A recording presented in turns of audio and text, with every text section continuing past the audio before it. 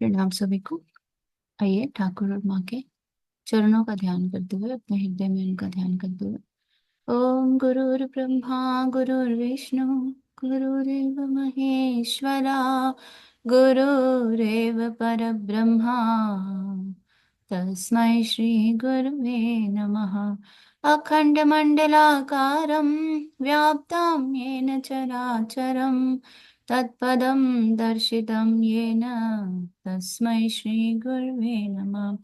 मातृवत् लालयित्री च पितृवत् मार्गदर्शिका नमोऽस्तु ते गुरुसत्तायै श्रद्धा प्रज्ञायुता चया। ॐ श्री गुरुवे नमः। आवाहयामि स्थापयामि ध्यायामि ततो नमस्कारं करोमि। ज्ञान योग व स्वामी विवेकानंद।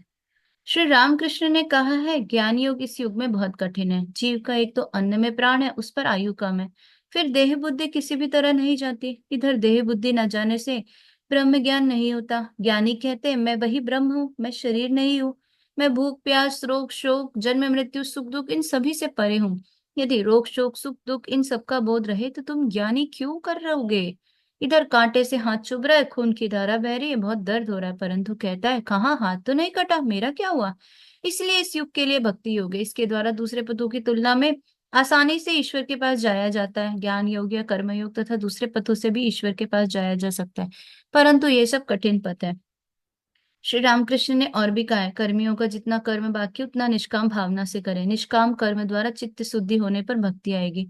भक्ति द्वारा भगवान की प्राप्ति होती है। स्वामी जी ने कहा, देह बुद्धि रहते सोहम नहीं होता, अर्थात सभी वासनाएं मिट जाने पर, सर्व त्याग होने पर तब कहीं समाधि होती है। समाधि होने पर तब ब्रह्म ज्ञान होता है। भक्ति योग सरल व मधुर है।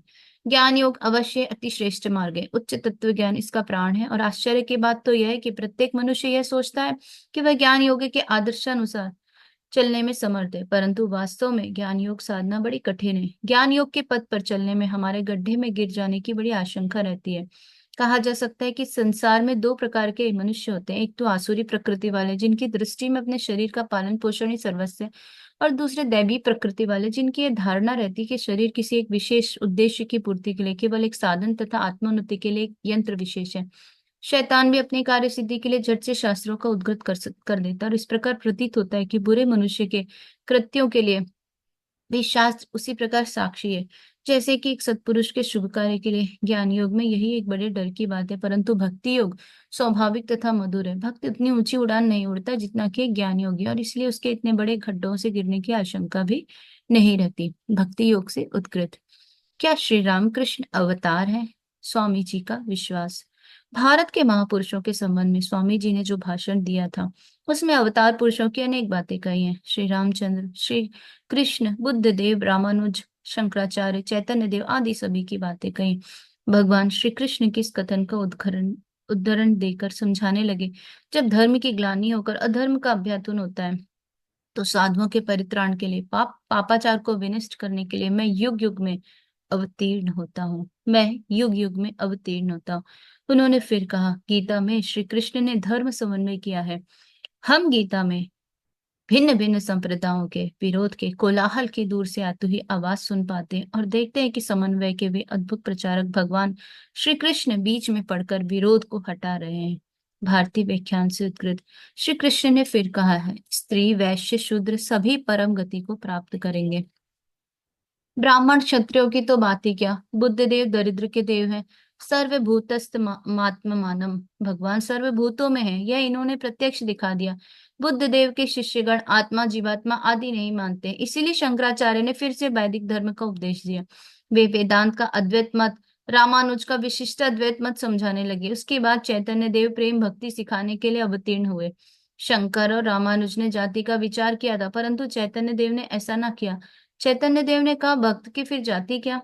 अब स्वामी जी श्री रामकृष्ण देव की बात कह रहे हैं। एक एक शंकराचार्य का अद्भुत मस्तिष्क और दूसरे चैतन्य का था विशाल हृदय।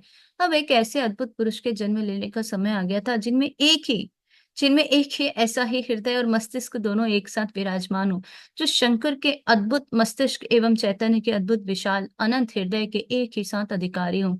जो देखें कि सब संप्रदाय एक ही आत्मा, एक ही ईश्वर की शक्ति से चालित हो रहे हैं और प्रत्येक प्राणी प्राणी में वही ईश्वर विद्यमान है, जिनका हृदय भारत में अथवा भारत के बाहर दरिद्र दुर्बल पतित सबके लिए पानी पानी हो जाए, लेकिन साथ ही जिनकी विशाल बुद्धि ऐसे महान तत्वों को पैदा करे जिनमें जिनसे भारत में अथवा भारत के बाहर सब विरोधी संप्रदायों में समन्वय साधित हो और इस अद्भुत समन्वय द्वारा एक ऐसे सार्वभौमिक धर्म को प्रकट करे जिससे हृदय और मस्तिष्क दोनों की बराबर उन्नति होती रहे।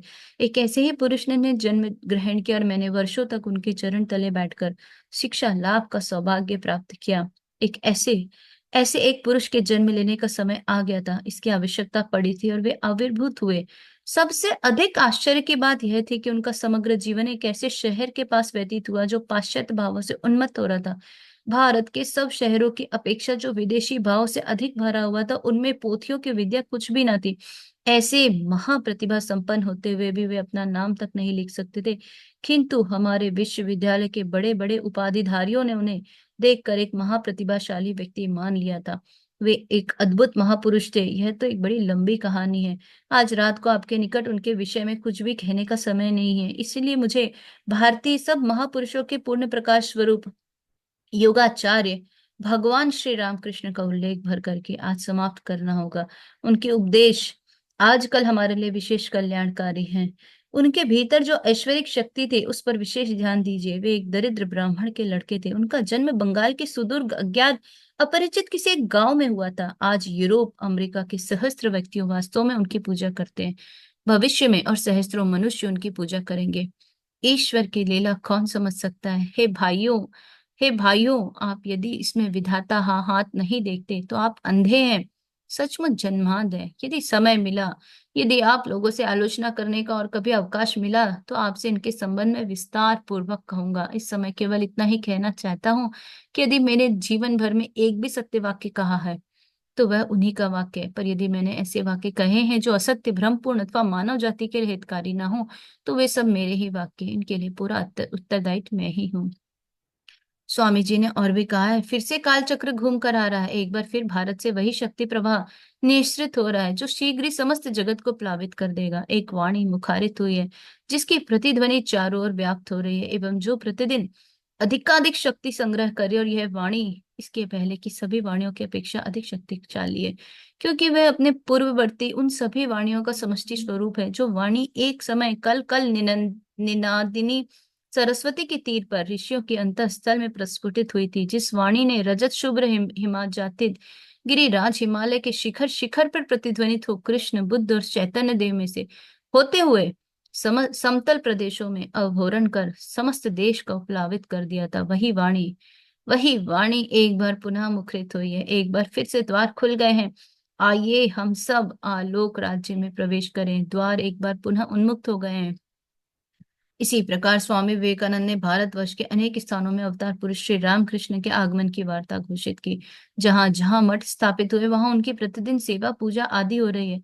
आरती के समय सभी स्थानों में स्वामी जी द्वारा रचित स्तव वाद्य तथा स्वर संयोग के साथ गाया जाता है। इस स्तव में स्वामी जी ने भगवान श्री रामकृष्ण को सगुण निर्गुण निरंजन जगदीश्वर कहकर संबोधित किया और कहा, हे भवसागर के पार उतारने वाले, तुम नर रूप धारण करके हमारे भव बंधन को छिन्न करने के लिए योग के सहायक बनकर आए हो। तुम्हारी कृपा से मेरी समाधि हो रही है। तुमने कामनी कंचन छुड़वाया है। हे भक्तों को शरण देने वाले, अपने चरण कमलों में मुझे प्रेम दो। तुम्हारे चरण कमल मेरी परम संपद है।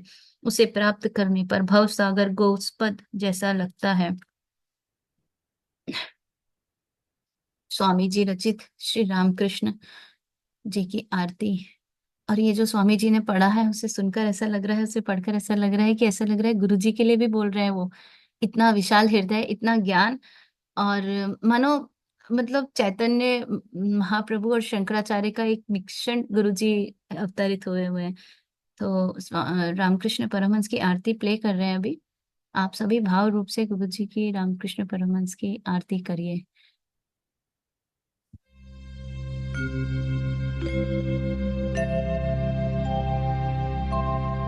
खण्डन भव बन्धन जगवन्दन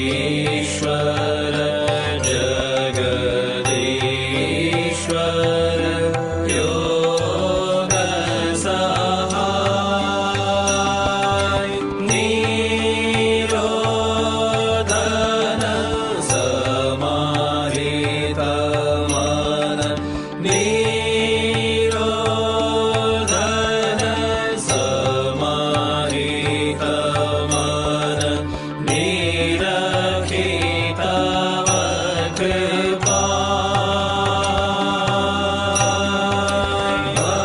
भंजन दुख गंजन करुणा घन कर्म कठोर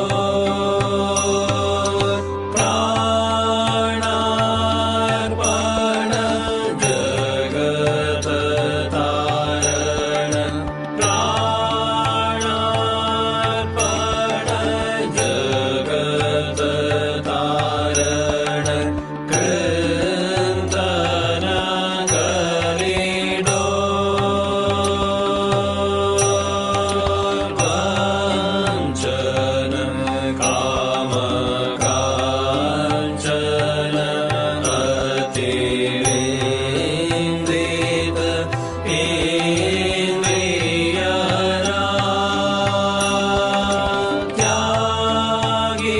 त्यागीश्वर हे नरवर त्यागीश्वर हे नरवर देहो पदे अनुराग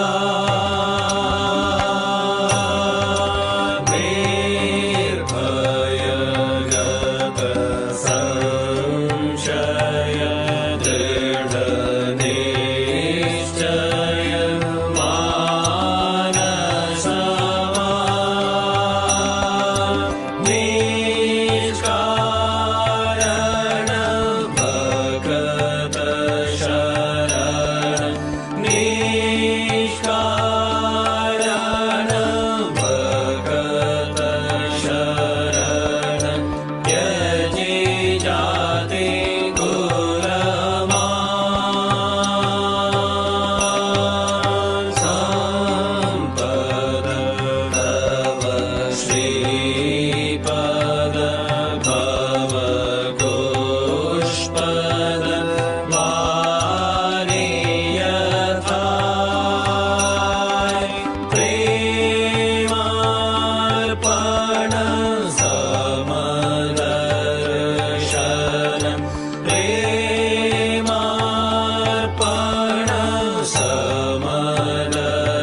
समदर्शन जग जन दुख जाय संपद तव श्रीपद भव पुष्पद वारि यथाय प्रेमार्पण समदर्शन प्रेमार्पण समदर्शन जग जन दुख जाय नमो नमो प्रभु वाक्य मनातीत नमो नमो प्रभु वाक्य मनातीत मनोवचनैकाधार प्रभु मनोवचनैकाधार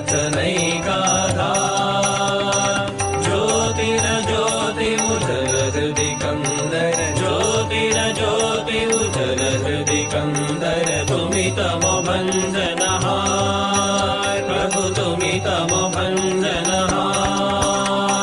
नमो नमो प्रभु वाक्य मनातीत नमो नमो प्रभु वाक्य मनातीत मनोवचनैकाधार प्रभु मनोवचनैकाधार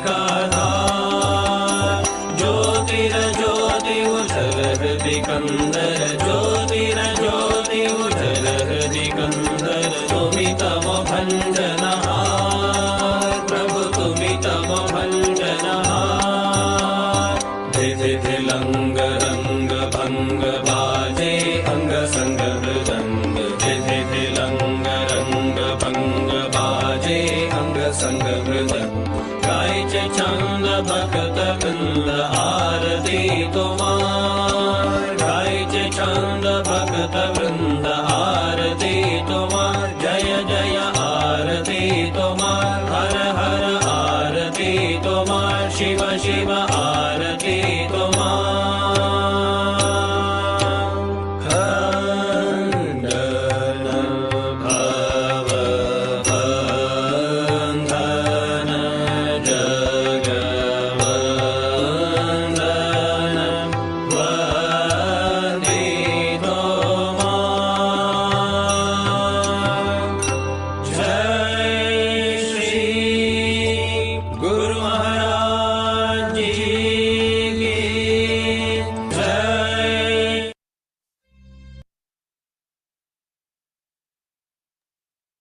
जो राम, जो कृष्ण, इस समय वही राम कृष्ण। कौशीपुर बगीचे में स्वामी जी ने यह महावाक्य भगवान श्री राम कृष्ण के श्रीमुख से सुना था। इस महावाक्य का स्मरण कर स्वामी जी ने विलायत से कलकत्ते में लौटने के बाद बेलूर मठ में एक स्तोत्र की रचना की थी। स्तोत्र में उन्होंने कहा है, जो आ चांडाल दरिद्रों के मित्र, जानकी वल्लभ ज्ञान भक्ति के अवतार श्री रामचंद्र हुए, जिन्होंने फिर श्री कृष्ण के रूप में कुरुक्षेत्र में गीता रूपी गंभीर मधुर सिंहनाद किया था, वे ही इस समय विख्यात पुरुष श्री रामकृष्ण के रूप में अवतीर्ण हुए। ओम नमो भगवते रामकृष्णाय नमः। ओम नमो भगवते रामकृष्णाय नमः। ओम नमो भगवते रामकृष्णाय नमः। और एक स्त्रोत बेलूर मठ में तथा वाराणसी, मद्रास, ढाका सभी मठों में आरती के समय गाया जाता है। इस स्त्रोत में स्वामी जी कह रहे हैं, हे दीन बंधु, हे दीन बंधु, तुम सगुण हो फिर त्रिगुणों के परे हो। रात दिन तुम्हारे चरण कमलों की आराधना नहीं कर रहा हूँ, इसलिए मैं तुम्हारी शरण में आया हूँ। मैं मुख से आराधना कर रहा हूँ, ज्ञान का अनुशीलन कर रहा हूँ, परंतु कुछ भी धारण करने में असमर्थ हूँ, इसलिए तुम्हारी शरण में आया हूँ। तुम्हारे चरण कमलों का चिंतन करने से मृत्यु पर विजय प्राप्त होती, इसलिए मैं तुम्हारी शरण में आया हूँ। हे दीन बंधु, हे दीन बंधु, तुम ही जगत की एकमात्र प्राप्त करने योग्य वस्तु हो। मैं तुम्हारी शरण में आया हूँ।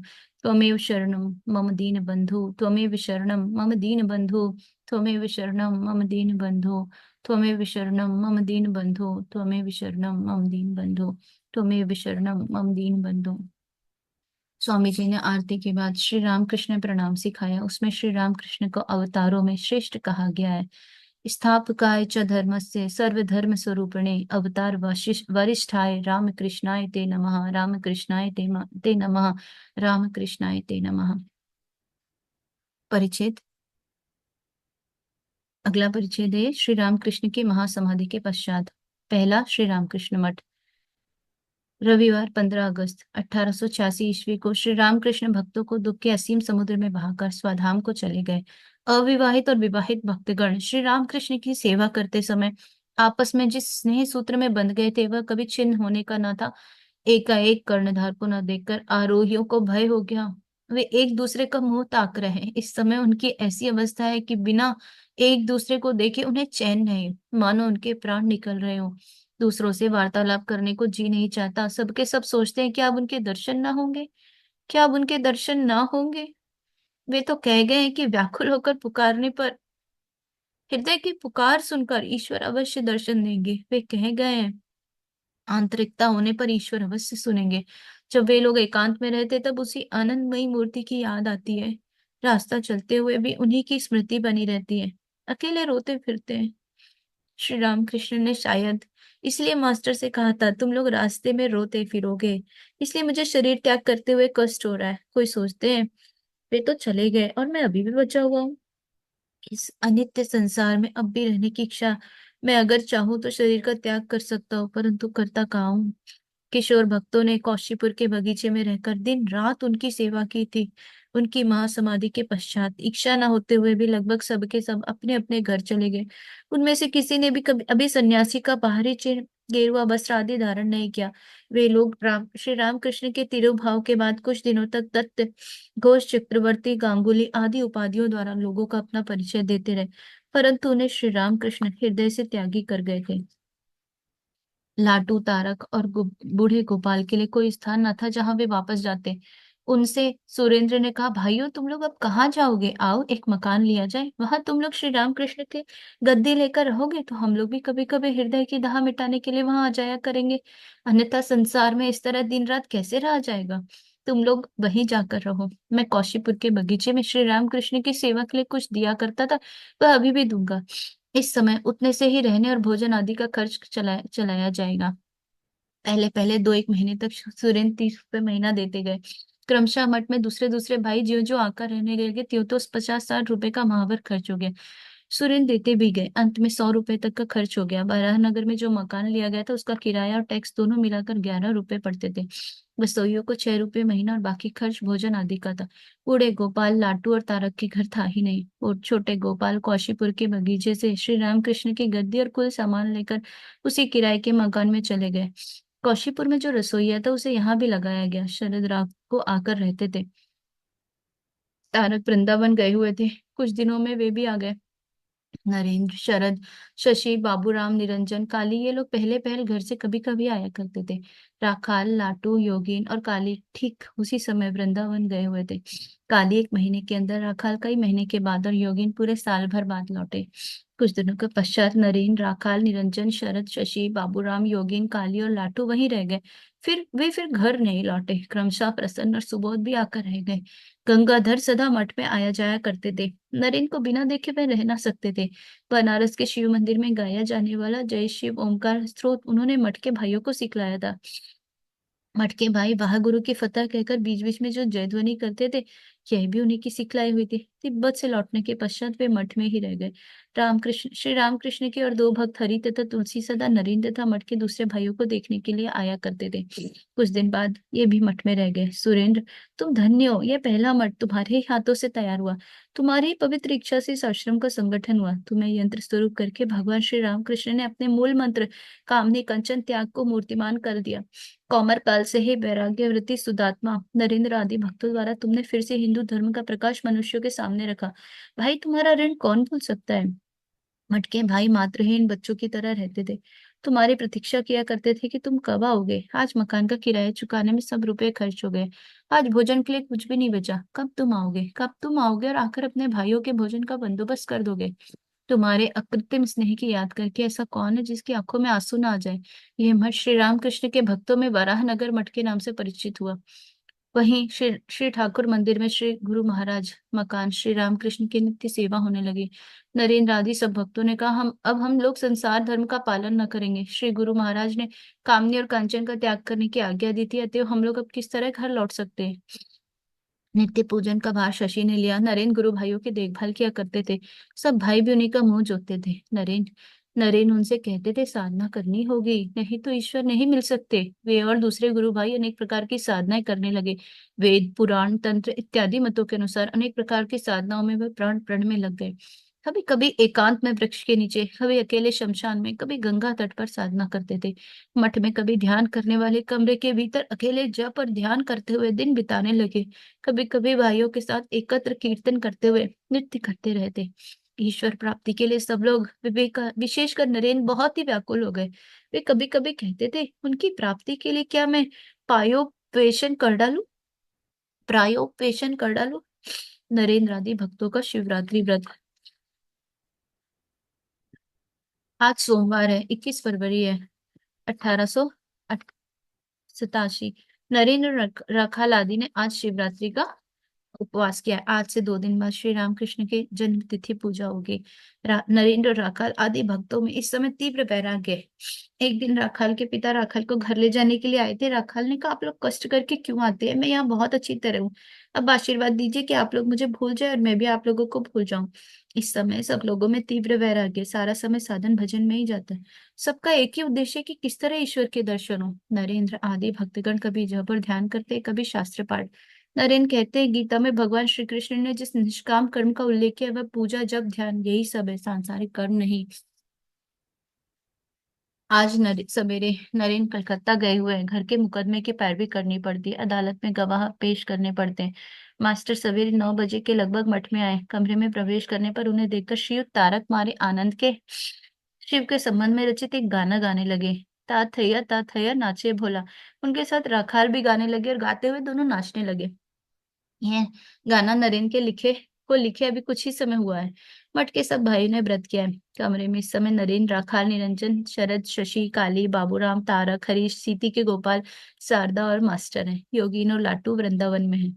उन लोगों ने अभी मठ नहीं देखा। आगामी शनिवार को शरद, काली, निरंजन और शारदा पुरी जाने वाले हैं श्री जगन्नाथ जी के दर्शन करने के लिए। श्रीयुत शशि दिन रात श्री रामकृष्ण की सेवा में रहते। पूजा हो गई।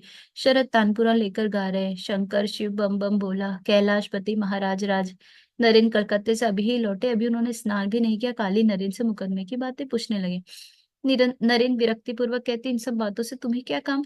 नरेन मास्टर आदि से बात कर रहे। नरेन कह रहे, कामनी और कांचन का त्याग जब तक न होगा तब तक कुछ न होगा। कामनी नरकस द्वारम।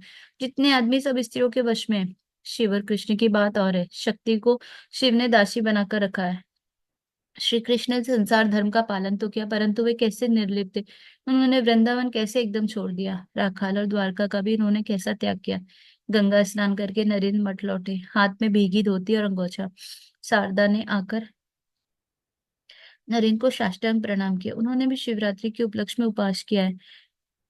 अब वे गंगा स्नान के लिए जाने लगे। जाने वाले नरेन ने पूजा घर में जाकर श्री रामकृष्ण को प्रणाम किया, फिर आसन लगाकर कुछ समय तक ध्यान करते रहे।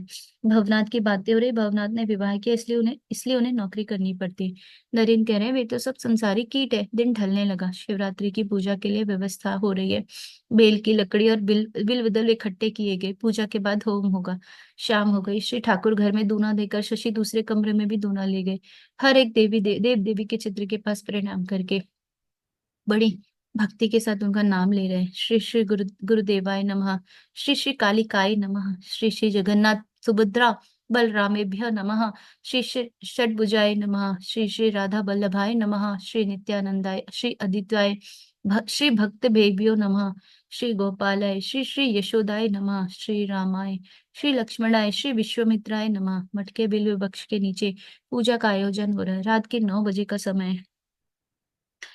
अभी पहली पूजा होगी, 11:30 बजे दूसरी, चारों पहर 4 पूजाएं होंगी। नरेन, राखाल, शरद, काली, सीती की, गोपाल आदि मटके सब भाई बेल के नीचे उपस्थित हो गए। भूपति और मास्टर भी आए हुए। मटके भाइयों में से एक व्यक्ति पूजा कर रहा है। काली गीता पाठ कर रहे, सैन्य दर्शन, सांख्य योग, कर्म योग पाठ के साथ ही बीच बीच में नरेन के साथ विचार चल रहा है। काली, मैं ही सब कुछ हूँ, सृष्टि स्थिति और प्रलय मैं कर रहा हूँ। नरेन कहते, मैं सृष्टि कहाँ कर रहा हूँ, एक दूसरी ही शक्ति मुझसे करा रही है। ये अनेक प्रकार के कार्य, यहाँ तक कि चिंता भी वही करा रही है। मास्टर खुद से बोलते, श्री रामकृष्ण कहते थे जब तक कोई यह सोचता है कि मैं ध्यान कर रहा हूँ तब तक वह आदि शक्ति के ही राज्य में, शक्ति को मानना ही होगा। काली चुपचाप थोड़ी देर तक चिंतन करते रहे, फिर कहने लगे, जिन कार्यों की तुम चर्चा कर रहे हो वे सब मिथ्या है, और इतना ही नहीं, स्वयं चिंतन तक मिथ्या है। मुझे तो इन चीजों के विचार मात्र पर हंसी आती है। नरेन कहते हैं, सोहम के कहने पर जिस मैं का ज्ञान होता है वह यह मैं नहीं है। मन देह यह सब छोड़ देने पर जो कुछ रहता है वही वह मैं है। गीता पाठ हो जाने पर काली शांति पाठ कर रहे हैं, ओम शांति शांति शांति। अब नरेंद्र आदि सब भक्त खड़े होकर नृत्य गीत करते हुए बिल्व वृक्ष की बार बार परिक्रमा करने लगे। बीच बीच में एक स्वर से शिव गुरु इस मंत्र का उच्चारण कर रहे हैं। कृष्ण पक्ष की चतुर्दशी रात्रि गंभीर हो रही, चारों ओर अंधकार छाया हुआ है। जीव जंतु सब मौन है। गेरुआ वस्त्र पहने हुए इन ओ अकार कौमार विरागी भक्तों के कंठ से उच्चारित शिव गुरु के महामंत्र ध्वनि मेघ की तरह गंभीर रव से अनंत आकाश में गूंजकर अखंड सच्चिदानंद में लीन होने लगी। पूजा समाप्ति हो गई। उषा की लाली फैलने ही वाली। नरेंद्र आदि भक्तों ने इस ब्रह्म मुहूर्त में गंगा स्नान किया। सवेरा हो गया। स्नान करके भक्तगण मठ में श्री ठाकुर मंदिर में जाकर श्री रामकृष्ण को प्रणाम करके दानवों के कमरे में आकर एकत्र होने लगे। नरेंद्र ने सुंदर नया गेरुआ वस्त्र धारण किया। वस्त्र के सौंदर्य के साथ उनके श्रीमुख और देह से तपस्या संबुद्ध अपूर्व स्वर्गीय पवित्र ज्योति एक हो रही है। वंदन मंडल तेजपूर्ण और साथ ही प्रेम रंजित हो रहा है, मानो अखंड सच्चिदानंद सागर के एक स्फुट अंश ने ज्ञान और भक्ति की शिक्षा देने के लिए शरीर धारण किया हो। अवतार लीला की सहायता के लिए जो देख रहा है वह फिर आंखें नहीं फेर सकता। नरेंद्र की आयु ठीक 24 वर्ष की है। ठीक उसी आयु में श्री चैतन्य ने संसार छोड़ा था। भक्तों के व्रत के पारण के लिए श्रीयुत बलराम ने कल ही फल और मिष्ठान आदि भेज दिए थे। राखाल आदि दो एक भक्तों के साथ नरेन कमरे में खड़े हुए कुछ जलपान कर रहे। दो एक फल खाते ही आनंद पूर्वक कह रहे, धन्य हो बलराम, तुम धन्य हो। अब नरेन बालक की तरह हंसी कर रहे। रसगुल्ला मुख पे डालकर बिल्कुल निस्पंद हो गया, नेत्र निर्मल शेष है। एक भक्त नरेन की अवस्था देखकर हंसी में उन्हें पकड़ने चले कि कहीं वे गिर ना जाए। कुछ देर बाद तब भी वे रसगुल्ले को मुख में ही रखे हुए नरेन पलके खोलकर कह रहे, मेरी अवस्था अच्छी है। सब लोग हंसने लगे। सब लोगों को मिठाई दी गई। मास्टर ये आनंद की हाट देख रहे। भक्तगण हर्षपूर्वक जय ध्वनि कर रहे हैं, जय श्री गुरु महाराज, जय श्री गुरु महाराज, जय श्री गुरु महाराज, जय श्री गुरु महाराज। प्रणाम सभी को। आज यही जब पढ़ते हैं, राम कृष्ण शरणम राम कृष्ण शरणम राम कृष्ण शरणम शरण्ये राम कृष्ण शरणम राम कृष्ण शरणम राम कृष्ण शरणम शरण्ये प्रभु कृपा ही केवलम कृपा ही केवलम कृपा ही केवलम शरण्ये प्रभु राम कृष्ण शरणम राम कृष्ण शरणम राम कृष्ण शरणं शरण्ये। प्रणाम सभी को।